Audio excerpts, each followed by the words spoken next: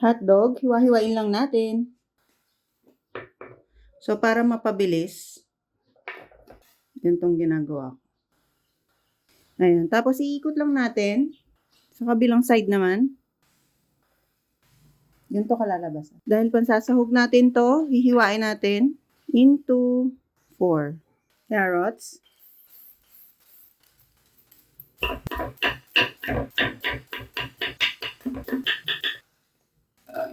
Bell pepper.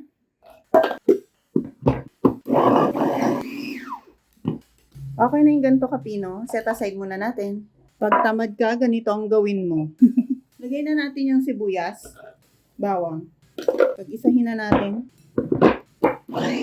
Napakadali lang kaysa maghiwa-hiwa ka pa ng napakatagal. So, okay na to. Kumukulong tubig. Lagyan ko lang na asin. Pasta.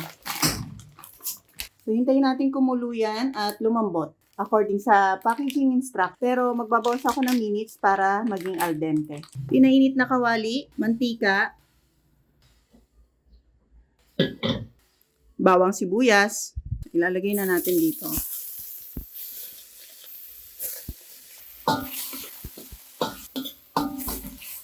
Asin, paminta, giniling na baboy. Sa 1 kilo to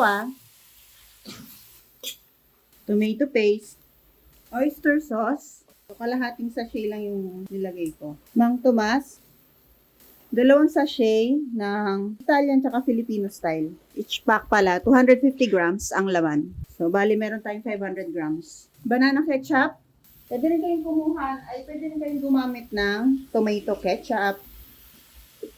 So, maglalagay tayo ng suka para hindi agad mapanis. Konti lang.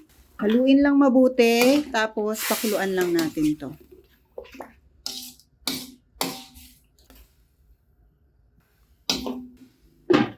Okay na yung ating pasta.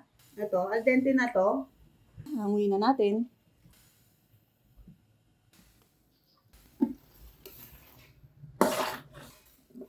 Ilagay na natin yung ating mga hotdog. Sa hotdog pala, pwede nyong iprito. Pwede nyo ring idiretso na dito. Pero sa bandang huli na, kasi madali lang naman maluto yan. Yung ating carrots at yung ating bell pepper. So, pagka kumukulo na ng ganito, gagadgaran na natin ng cheese. So, nasa sa inyo kung gaano karaming cheese ha. Maglalagay din ako ng butter. So, yan na yung magbibigay rin ng linamnam effect. Sa hotdog pala, makikita nyo pagluto na, katulad nito, yung guhit effect, mas na-emphasize na. Hintayin na lang natin kumulo pa at mas produce siya ng mantika, sarili niya mantika, para naman maiwasan yung pagkapanis agad ng ating sauce. So, magre-reserve lang ako ng kalahati para sa presentation siya. Yung ating spaghetti. So, sa part na to, dapat pain-in lang yung ating apoy. Yung pain-in ba sa Tagalog yata ay yung mahinang apoy lang. Lowest heat. Ayun, charot. So, pagka na-coat na katulad nito, okay na to. Ayan. Set aside na natin.